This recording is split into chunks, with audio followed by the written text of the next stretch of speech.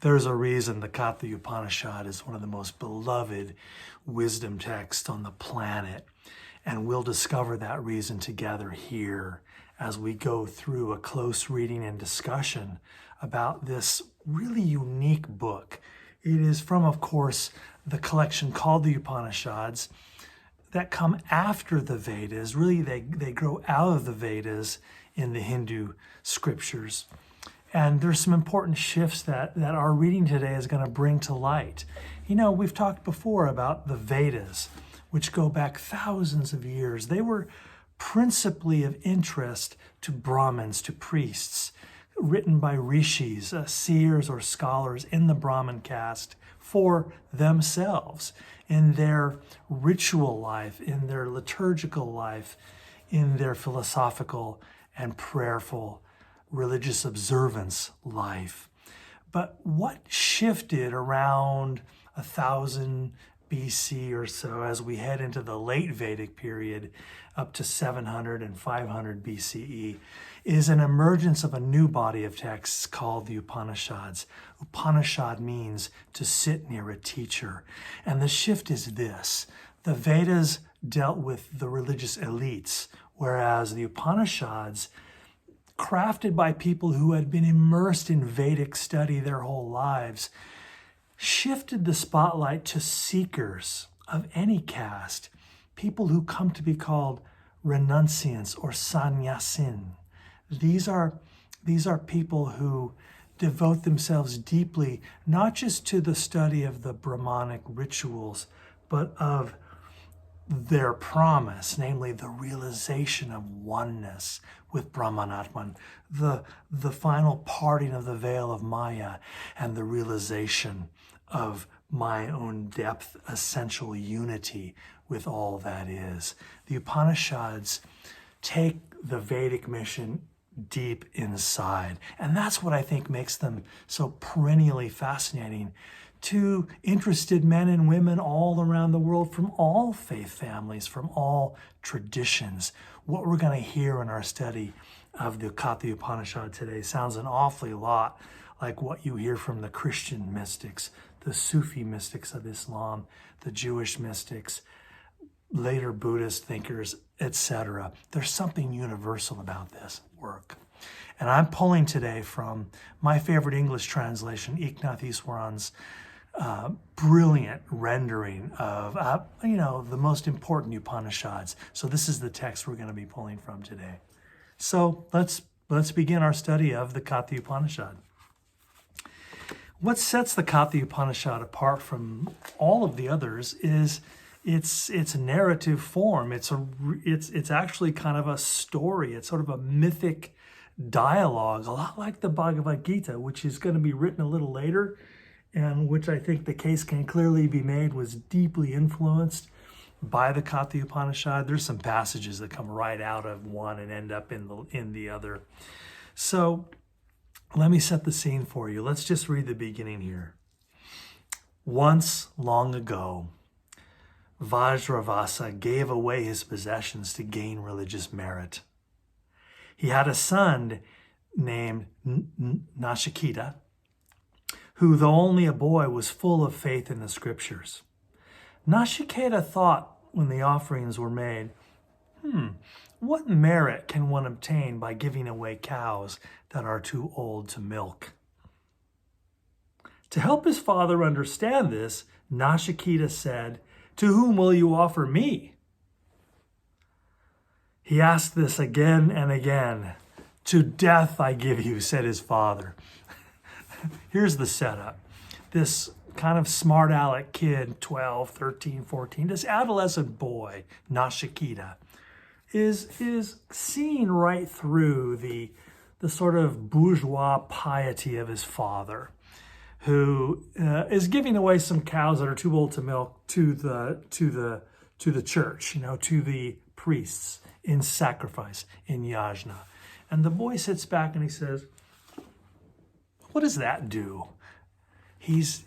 This is a spear through the heart of sort of public piety, what looks like a valid religious observance, but is an empty ritual. And this boy steps up and kind of chides his father on that and says, well, who will you give me to? And father gets angry because the boy repeats the question so often. And the dad says, to death I give you.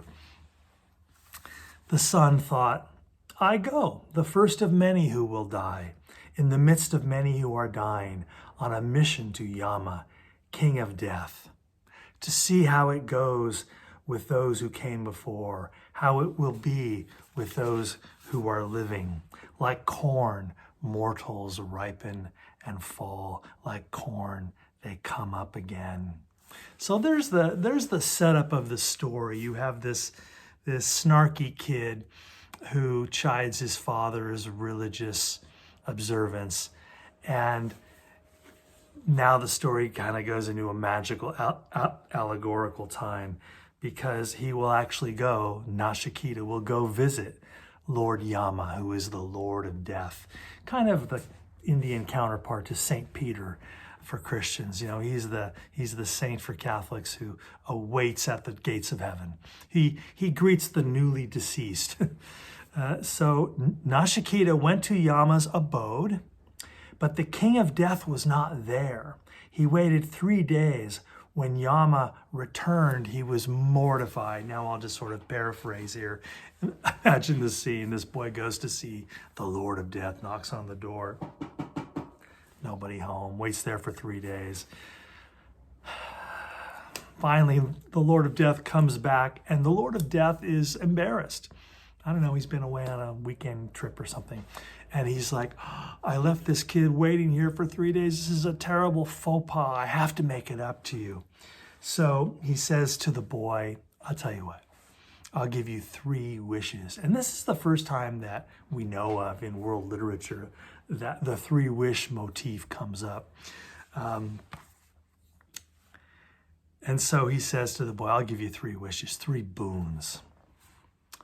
O spiritual guest, Yama says, I grant you 3 boons to atone for the 3 inhospitable nights you have spent in my abode. Ask for 3 boons, one for each night. So Nachiketa says, O king of death, as the first of these boons, grant that my father's anger be appeased, so that he may recognize me when I return and receive me with love. Yama says, I grant that your father will love you as in the past. When he sees you released from the jaws of death, he will sleep again with a mind at peace. So that was kind of sweet. You know, the boy says, hey, I want to make up with my dad. You know, we left on bad terms. So that's the first wish. Yama's like, done. Now, the second wish comes along. Nachiketa says, there is no fear at all in heaven, for you are not there, meaning death. There is no death in heaven, for you are not there, neither old age nor death.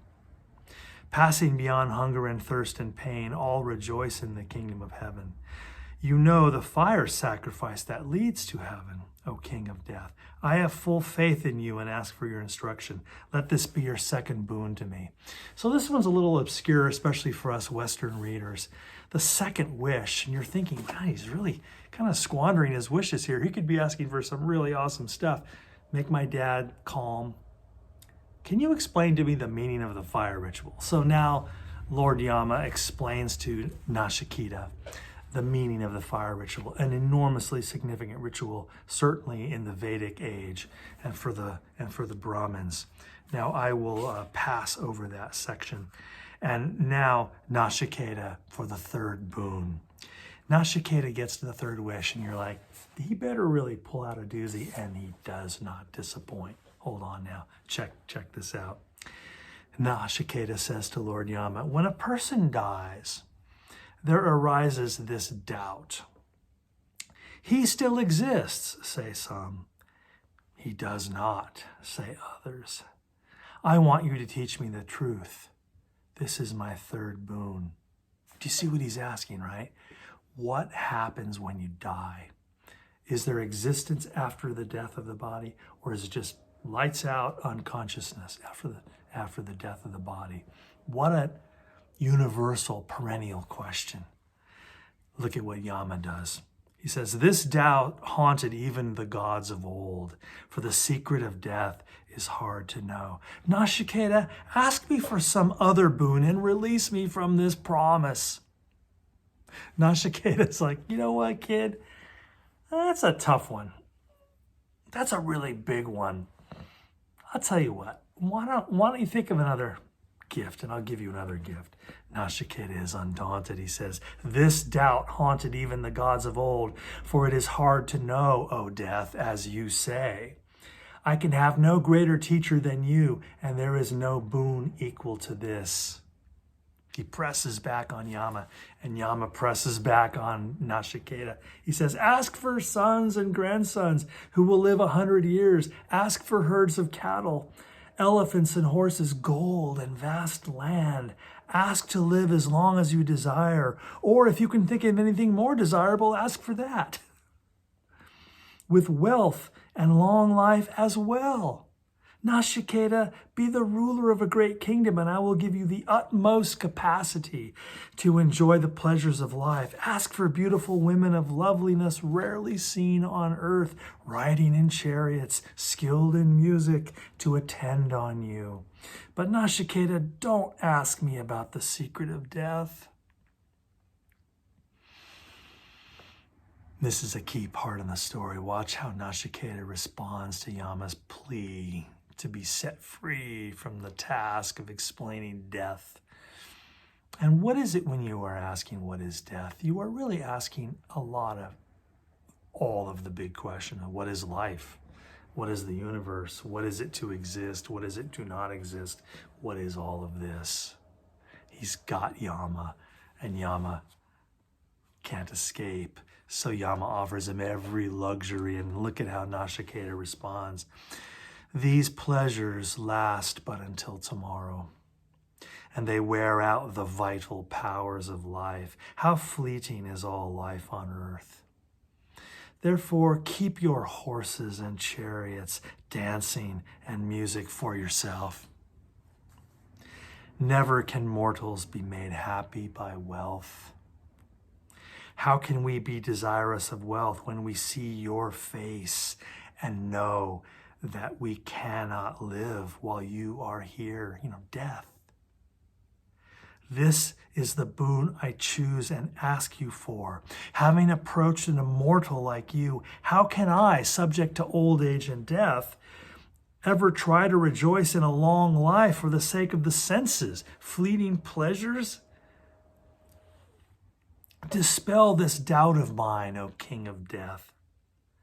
Does a person live after death, or does he not? Nachiketa asks for no other boon than the secret of this great mystery. Okay. Nachiketa has pled his case. Now, watch what Yama does. Yama says, the joy of the spirit ever abides, but not what seems pleasant to the senses. Both these, differing in their purpose, prompt us to action. All is well for those who have chose the joy of the spirit, but they miss the goal of life who prefer the pleasant. Perennial joy or passing pleasure. This is the choice one is to make always. Those who are wise recognize this, but not the ignorant. The first, the wise, welcome what leads to abiding joy, though painful at the time. The latter, the ignorant run, goaded by their senses, after what seems immediate pleasure.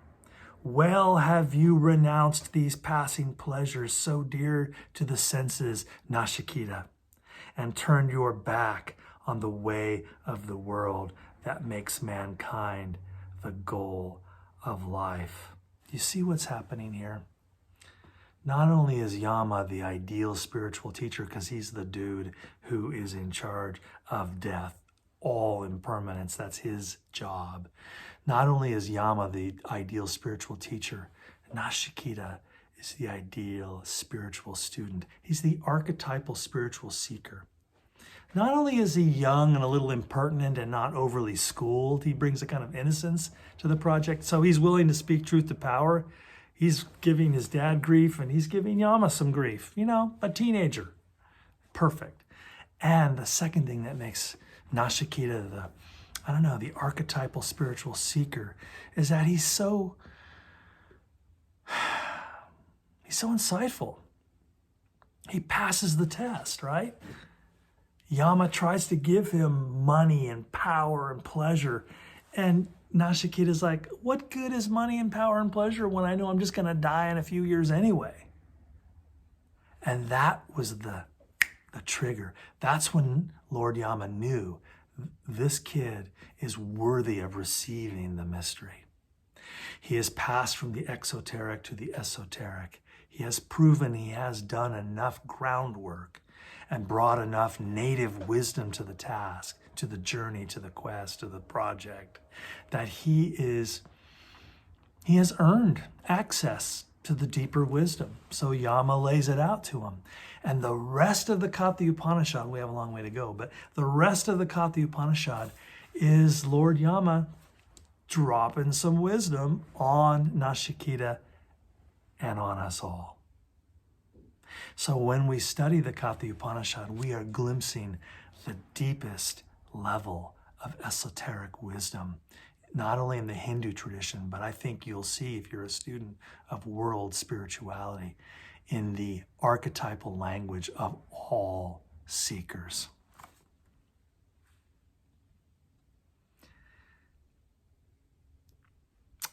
Lord Yama goes on. Far apart are wisdom and ignorance,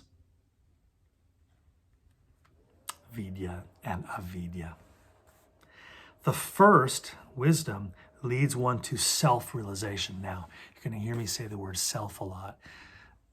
Always substitute the word Atman when you hear self. He's not talking about small s, self. In the text, it's capital S, which is how in English we render the Sanskrit word Atman. And Atman means the universal consciousness that animates all sentient beings. Atman is identical with Brahman, the one, the ground of being, beyond all forms, that takes form as all forms. So self-realization means nothing less than the realization that I am not just Peter Boland, but I am identical, not just in a kind of symbolic, metaphorical way, but in a literal way, identical with Brahmanatman, the ground of being. Wisdom leads one to self-realization. The second, ignorance, makes one more and more estranged from one's real self, one's real Atman. I regard you, Nachiketa, as worthy of instruction, for passing pleasures tempt you not at all. Ignorant of their ignorance, yet wise in their own esteem, those deluded men, proud of their vain learning, go round and round like the blind led by the blind. Far beyond their eyes, hypnotized by the world of sense, opens the way to immortality. Quote, I am the body, when my body dies, I die, end quote. Living in this superstition, they fall life after life under my sway. A little reincarnation thing there. It is but few who hear about the self, the Atman. Fewer still dedicate their life to its realization.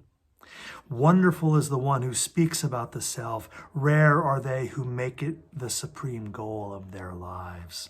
Blessed are they who, through an illumined teacher, attain to self-realization. The truth of the self cannot come through one who has not realized that he is the self, beyond its duality of subject and object. There's a little warning there. You can't get realization from reading the Katha Upanishads or watching a YouTube video or listening to some college professor talk about it. You can only get it from someone who has attained realization. So realization doesn't come from books or concepts or lectures. It can only come from one who sees themselves in all, and in them help others through spiritual osmosis to reach the self themselves. Spiritual osmosis, that's Eknath Easwaran's translation of the Sanskrit phrase, which reminds me of the Greek concept of gnosis, direct experience. Think of it. It's a biological metaphor, right? Spiritual osmosis. Osmosis is the process. Imagine two cells. Let's go into biology for a second. Two cells. Osmosis is when the liquid contents of one cell travels through the semi-permeable membrane of that cell, through the space between, and penetrates the semi-permeable membrane of the other cell, so that the substance of one cell becomes the substance of another cell. That's osmosis in biological terms. So spiritual osmosis is a powerful metaphor. That's how real teaching works. Look, let's pull out for a second and think about this. Think about your most effective teachers, your favorite teachers you had when you were a kid or in high school or in college or whatever. How did they impact you? You probably don't remember a word they said. I think back on some of my favorite teachers. I don't remember their lectures or what they wrote on the board, or I hardly remember any of that stuff. It was so long ago. But I never forgot the way I shifted when I was in their presence. It reminds me of that great Maya Angelou line. People will never remember what you said, and they won't remember what you did, but they will never forget the way you made them feel. That's spiritual osmosis. That's how realization happens. This is a great insight into the guru-disciple relationship in Indian philosophy and around the world, that in the presence of the teacher, transformation happens. Not because of their clever word, not just because of their clever words. Obviously, we talk and we do all that stuff too. All right. This awakening you have known, Lord Yama says to Nachiketa, comes not through logic and scholarship, but from close association with a realized teacher. Wise are you, Nachiketa, because you seek the self-eternal. May we have more seekers like you. So Lord Yama goes on. He says, the wise, realizing through meditation the timeless self, beyond all perception, hidden in the cave of the heart, leave pain and pleasure far behind. Those who know they are neither body nor mind, but the immemorial self, the divine principle of existence, find the source of all joy and live in joy, abiding.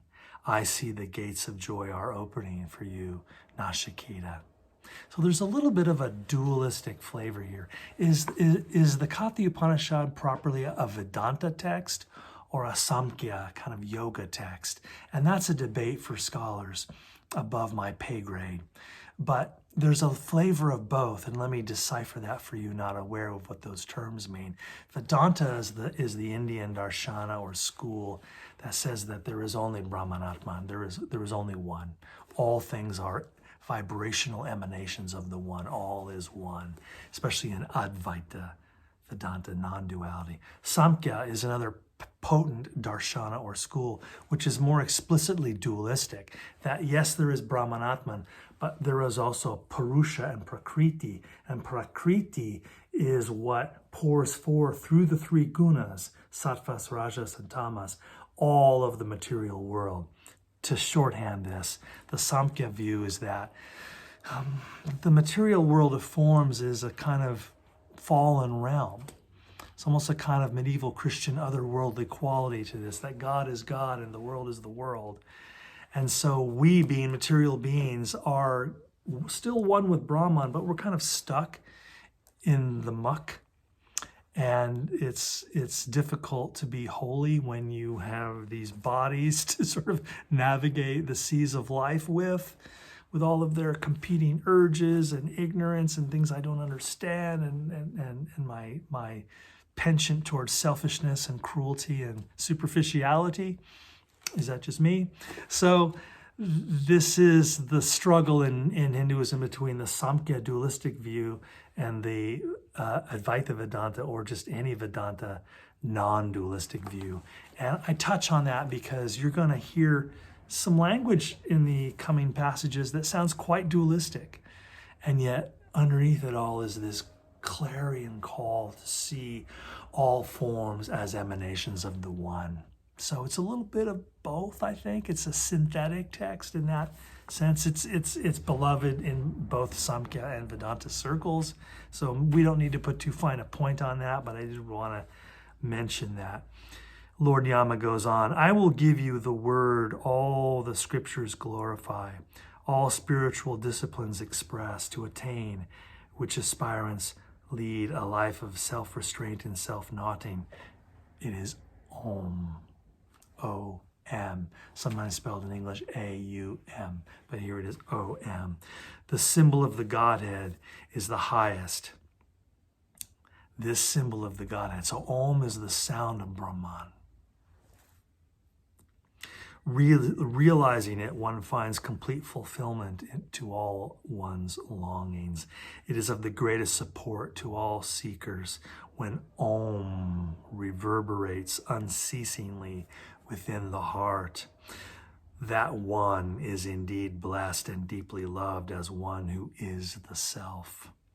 The all-knowing self was never born, nor will it die. Beyond cause and effect, this self is eternal and immutable. When the body dies, the self does not die.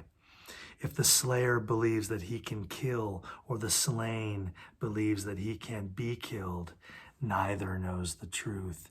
The eternal self slays not, nor is ever slain. And that last passage comes almost whole cloth into the Bhagavad Gita, which we'll look at in a later video. That same idea that your body has a beginning, a middle, and an end, but the Atman, the self that we experience in the reverberation of Om, is unborn and undying. As Krishna will say in the Bhagavad Gita to Arjuna, there never was a time when you did not exist, nor will there ever be a time when you cease to exist. That is eternity in all directions. Changelessness, timelessness, birthlessness. So begins the Katha Upanishad, one of, I believe, the core texts of the Sanatana Dharma, the timeless unborn truth that we in the West call Hinduism. Join me in part 2 of this video as we get deeper and deeper into these secret esoteric teachings of the world's most beloved Upanishad, the Katha Upanishad. See you on the other side.